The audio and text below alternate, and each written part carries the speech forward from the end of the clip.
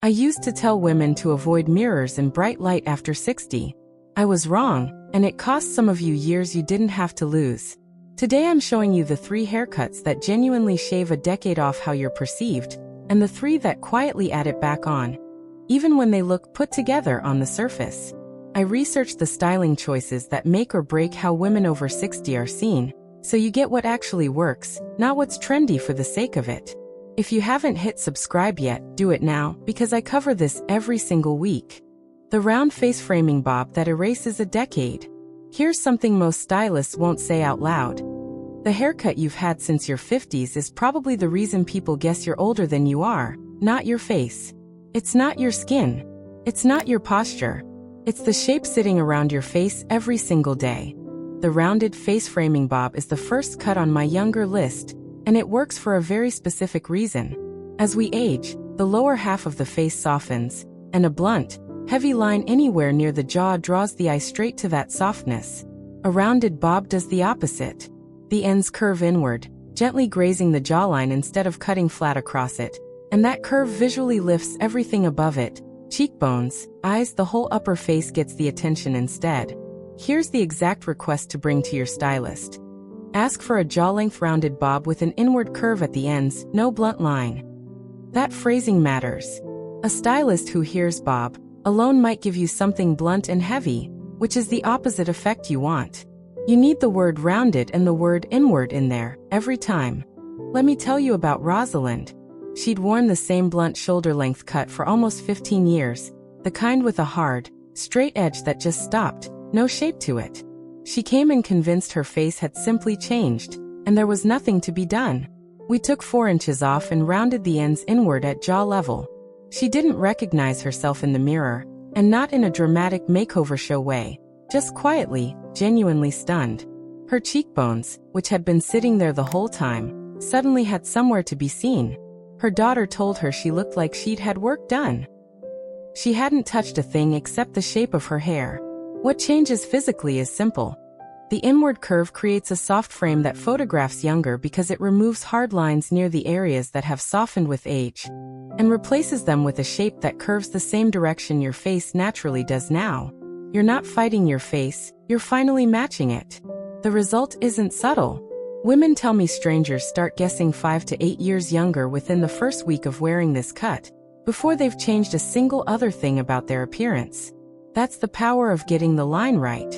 The overprocessed flat iron straight look that flattens everything. Let's talk about the mistake that undoes the shag we just built, because this one is sneaky. It doesn't look like a mistake. It looks like effort. I'm talking about the bone straight, flat ironed within an inch of its life look that so many of us default to because it feels neat, controlled, finished. Here's the part that surprises people. Bone straight hair isn't neutral. It actively removes the last bit of natural lift most of us have left at the crown.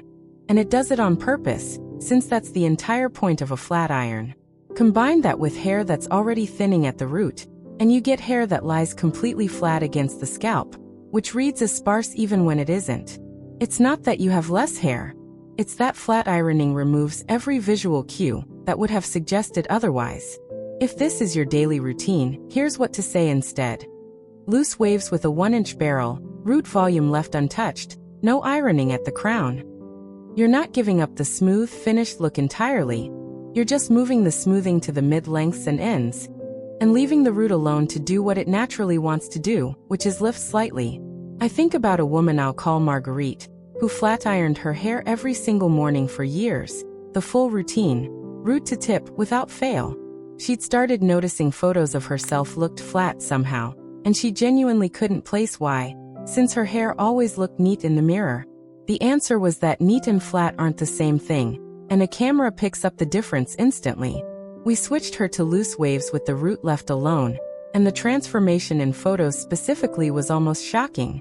Not because her hair got longer or fuller, but because it finally had shadow and dimension instead of one flat plane of shine. What's actually happening here is about light, not length.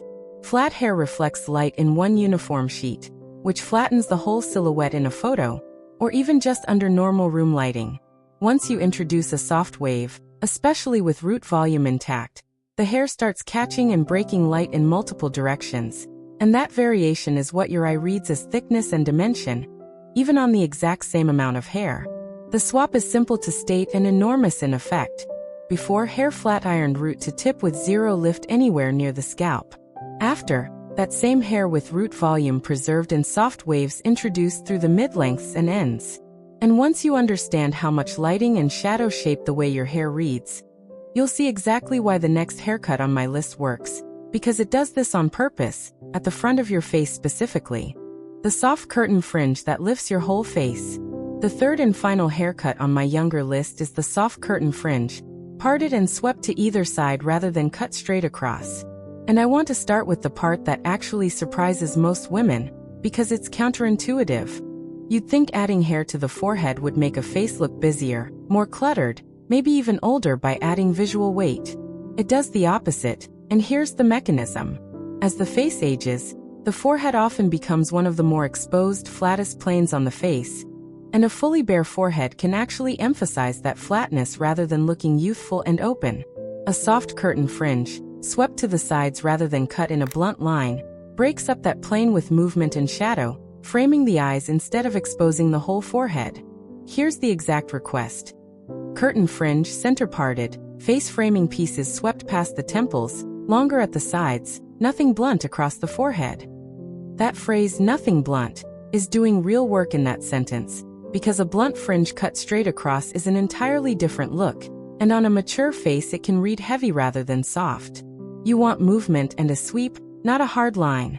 I want to tell you about a woman named Beatrice, who'd avoided any kind of fringe for 30 years because she'd had a blunt one once, decades ago, and swore off the whole category. What she didn't realize was that the blunt fringe and the soft curtain fringe are almost opposite haircuts wearing the same name. We cut soft, longer pieces parted at the center, swept them to frame her temples, and the effect on her eyes alone was remarkable. They looked larger, more open, more awake.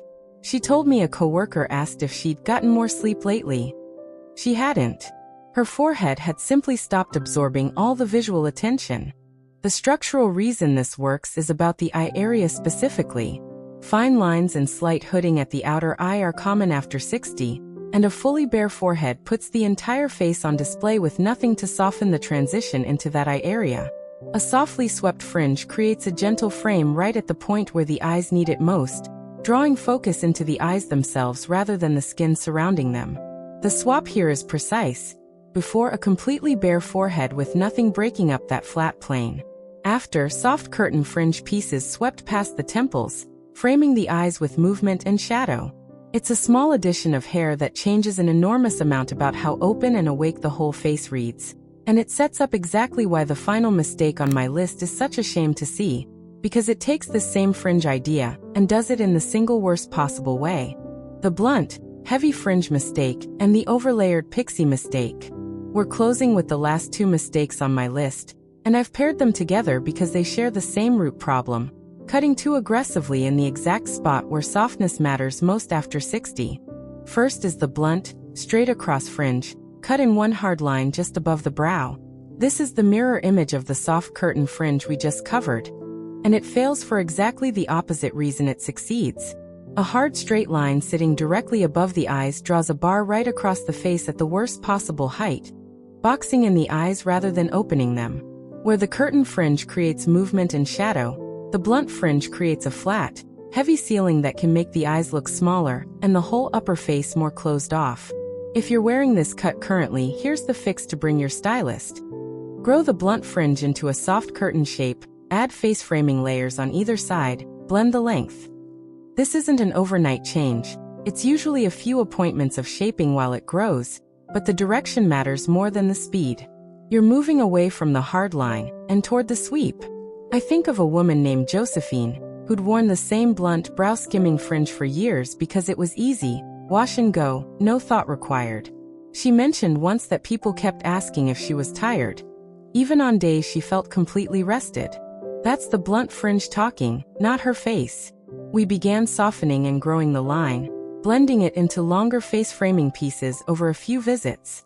Within 2 months, the tired comments stopped entirely, and nothing about her sleep, her skin, or her makeup had changed even slightly. Now for the second mistake, And this one surprises people because pixies have such a youthful reputation. The overlayered, choppy pixie, the version with heavy texture and spiky, disconnected pieces throughout, rather than soft, closer layers. A pixie itself isn't the problem. The aggressive, choppy texturizing inside it is. Here's why this backfires specifically after 60. Heavily textured, spiky layers create visual noise, dozens of small competing points of focus across the head, and an aging face actually benefits from fewer focal points, not more. All that choppiness pulls attention away from the face and scatters it across a busy silhouette instead, which reads as trying too hard rather than effortless. The phrase to bring your stylist is this: soft, closer pixie layers, minimal texturizing, longer soft pieces at the crown and temples. You're keeping the short, easy nature of the pixie, which is genuinely one of the most flattering cuts for this age group, while removing the choppy, spiky texture that's working against you. Let me tell you about Eleanor, who'd gone short for the first time in her 60s and asked for something edgy, without realizing what that would translate to in practice. She ended up with heavy, spiky texture throughout, and while she liked the boldness of it in theory, she felt it read harder than she wanted, more severe than confident. We softened the layers considerably, closer to the head, with just soft pieces left longer at the crown. The cut kept every bit of its shortness and ease. It simply stopped competing with her face for attention. She said it was the first time a short cut had made her feel elegant rather than just brave. The swap on this final pair is exact.